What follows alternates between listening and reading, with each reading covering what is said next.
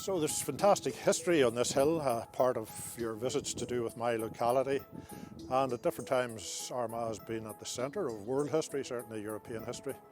We've had visitors have come in peace and war over the centuries, and just where I'm looking now I can see the forest and woodland between here and Newry and Carlingford Loch. Carlingford's a Viking name, and that's the way the Vikings came up here in 830 after 400 years of peace and quiet. The Vikings were here. The most famous king in Irish history, Brian Boru, was here in 1014 and is buried across the way.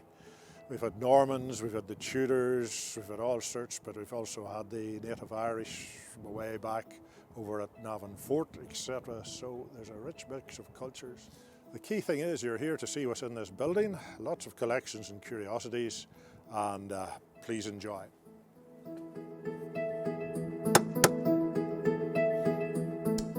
We're now inside the building, just off the main hallway. When your group enters the building, there's a door on the right, small door with glass windows. You won't be able to use that door, but in the old days that door had a hatch in it, and if you were here on business you wouldn't get any further than that hallway. You'd get birth certificates, various things that this building was involved in providing.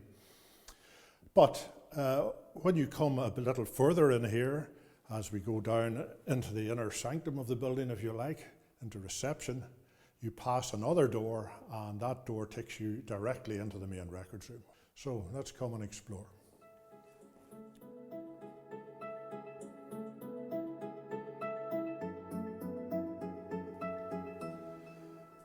We're now in the backyard of the building. We've moved here from reception. I say the backyard, really it hasn't been a backyard for over 10 years now, but whenever we restored the building we decided to turn this area into a space where we could exhibit some more of our collection. The stone that I'm standing beside, it's a very important stone historically. It's an Ogham or Ogham stone, different pronunciation depending which part of Ireland you're in. But it's got the earliest form of Irish writing, and it actually dates to about 400 AD, we reckon, which is before Patrick came to Armagh. But it has an early Christian cross with the Celtic influence, and it was added on about 600 AD. The stone doesn't come from this ancient hill itself, but it comes from just a couple of miles south, and we believe it was a hill that another minor chieftain had. Called Conmel, and the writing, which is just these scratches in the stone, it actually, we believe, says Conmel's Ridge, so it's probably from a burial ground that was there. Most of the stones had disappeared, and the farmer was probably clearing a few more to grow crops, etc., clearing the forest. We have a little bit behind us, the Ogham alphabet, and your group can have fun actually creating coded words with the Ogham alphabet when they're here. It's a great wee exercise, or they can take the code away with them and can do that wherever they're doing their studies from. So the stone, well, I always say these stones can bring you good luck. Certainly this is a lucky stone because a lot of them ended up in drainage ditches, reasonably common in the old days, but a lot of them have disappeared from history. So I touch this one for good luck, and your group can touch it as well, and that underlines the theme of this building, which is where possible you'll be able to touch exhibits or experiment, etc. So we look forward to doing that later on in our visit. At this stage I'll show you our timeline, which is also in this area, and we also have portraits of most of the archbishops that have been on this hill since the Reformation, although our history of course goes back right to the Patrick times.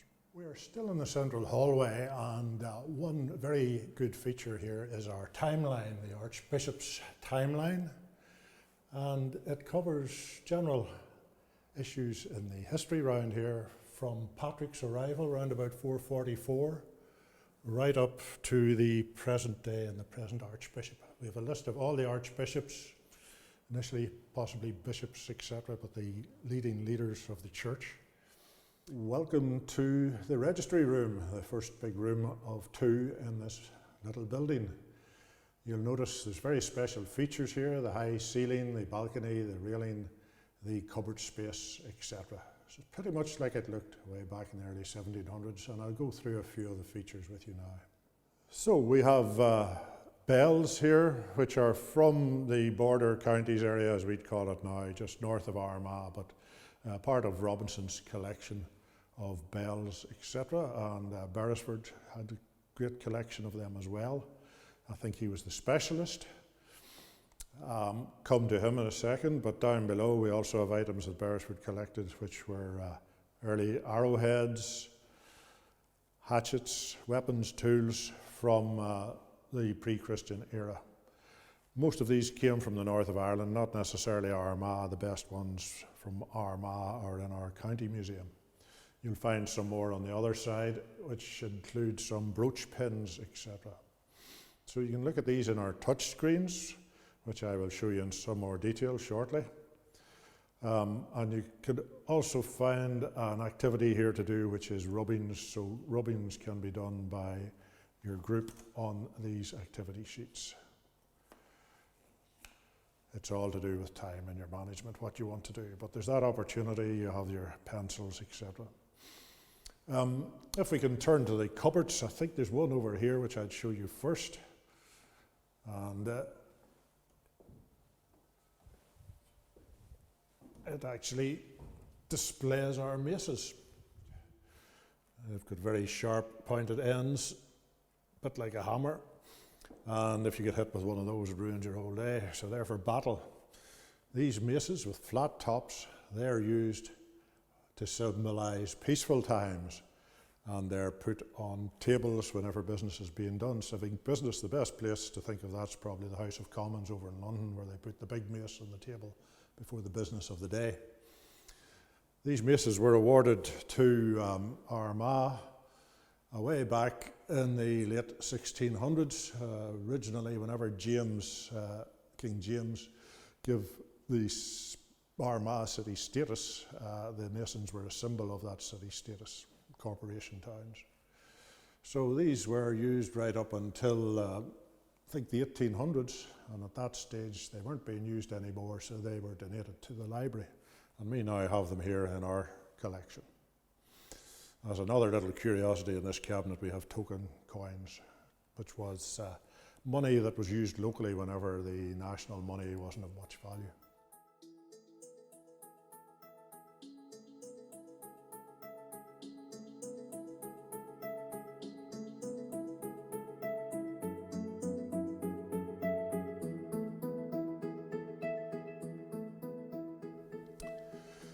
So we're now in the Robinson room, the front room. The registry room has a balcony. This room does not have a balcony, but it does have the high ceiling, which meant that there was built-in air conditioning of the time between that and a fireplace to my left. The fire's been removed, obviously, to protect the collections. The way into this room today is through the opening behind me to my right. It didn't used to be an opening there. In the old days, right up until the registry was not used for this purpose of collections and curiosities, you came in through the door where the registry reception is now. So your group will be coming through that entrance. It's worth saying at this stage that this entire building's very well adapted to people who might have mobility issues. So whatever room you're in, you can come down here using mobility aids, wheelchairs, etc., etc. It's all on the level, including the balcony at the back, which we'll be showing you in due course. Now, this room is called the Robinson Room, after Archbishop Richard Robinson, who did a lot of the early Georgian buildings in Armagh, which are still standing. You can find out more about them here in this room, and I'll be showing you a model of Armagh about 10, 15 years after he died, which shows his building legacy. There's portraits of him here and his cousin, Elizabeth Montague. We also have a lot of Robinson's collections, samples, whilst most of his books are in the library. He also collected coins, prints, gems, items from France. Part of the coin collection is Roman coins, which are to my right here, which you'll see some later on. So we just have a small sample here. Probably best to think it as almost an advertisement for the library, because you can find out a lot more about this in the library, and also see some more of the collections if you have a specific interest in that area. Just where I'm standing, we have a sample of some of the coins. The Roman coins, as I say, are in this display cabinet. But for your group, we also have coins from all around the world, and different countries, quite recent, no big value to them.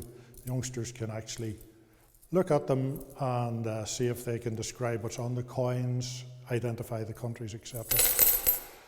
There's also an activity sheet, treasure hunt, just to grab the interest. And they can also do rubbings of coins that are on these embossed plates, and you just put the sheet there and use our pencils. So various activities. Usually with this particular sheet we advise the teachers to take it away, because it can involve quite a bit of work, so it's something that can be done in the classroom, and it has the Ogham stone code on it as well. Cash bag, just to grab the interest. So I'll just move around the building and show you some of the main features in the collections. For most of its life, this room would have been like a mini library, an archive for the church records and the other records that were kept in the registry. There would have been lots of shelves filling most of the floor space. Today we have this very modern display facility which contains a massive volume of information and illustrations which your group can enjoy. You can actually spend a whole day just in this room looking at those. However, what we're going to focus on initially is the model of Armagh back in 1812. It's really a model of the picture that you saw in the room behind the Ogham stone, and it shows Archbishop Robinson's building legacy. And first of all, we look at the Registry, which is the small white house in the terrace opposite the Cathedral. You can see the blue light. Then the next building is the Armagh Robinson Library. Like the registry room, the Robinson room has a touchscreen facility. In fact, the touchscreen facility here is even more versatile than the one in the registry room. It's a great opportunity to see Robinson's collections, samples of them, and dig into it for more information. It's very easily used. You simply touch the coin collection, for example, and you get into various coins in the screen. You get a large picture of the coin, and you can see the reverse of the coin as well. There's over 100 coins there. And again, the main collections in the library for any coin collector clubs that might arrive. So it goes back to Roman, pre-Roman coins right up to Georgian period.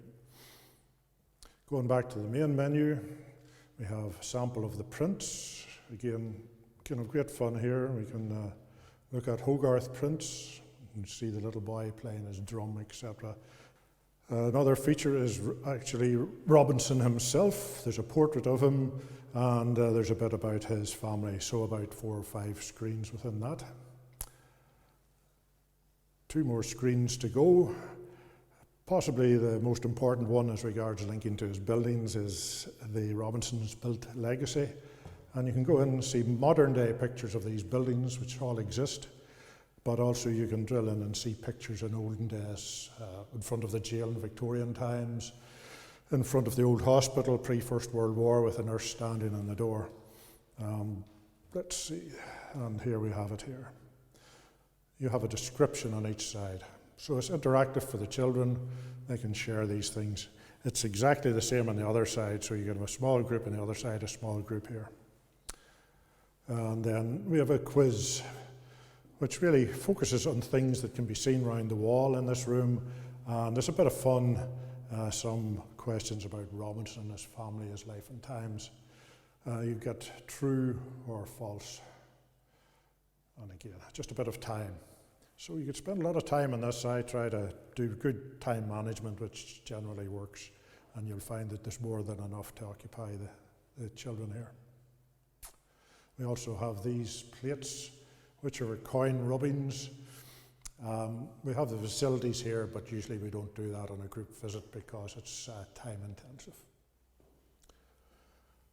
Another feature of this great display facility here is the drawers on both sides, where we can show some of Robinson's collections of coins, gems, etc. Now on this side we have Roman coins, quite a few of the Roman emperors, genuine coins. A gentleman would have to have these in his collection, and descriptions of them. So again, just a small sample of what we have in the library.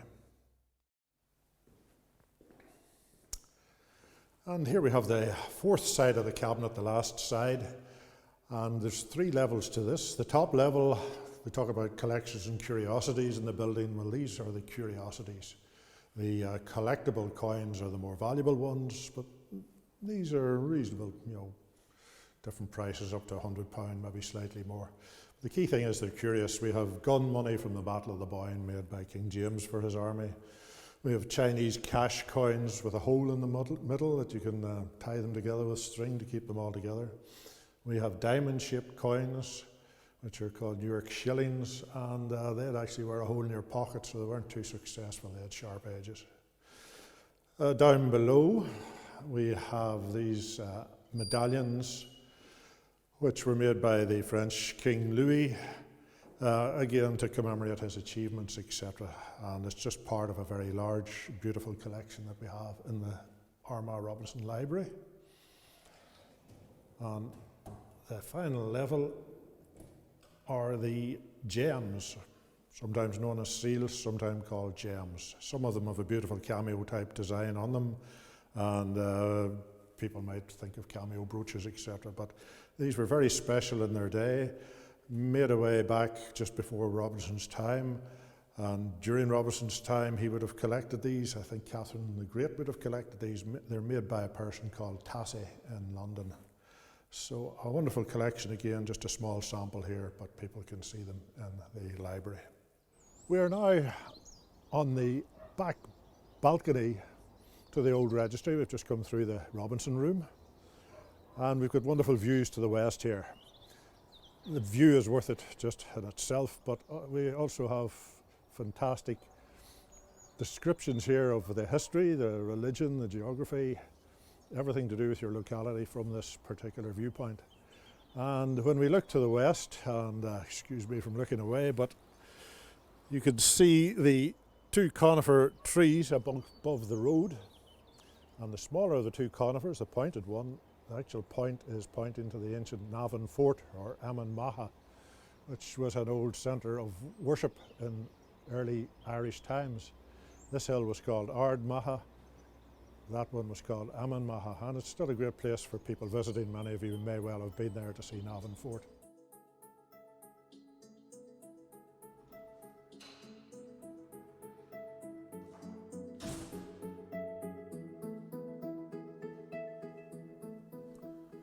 Well, that completes your tour of number 5 Vicars Hill, the former registry. Thank you very much for getting involved in our virtual tour. As you can see, there's lots of items that can be explored here, both looking at and actually handling, and they're all attached to the Armagh Robinson Library. So hope you enjoyed your visit as much as I enjoyed having you looking in, and look forward to seeing you in person in the not too distant future.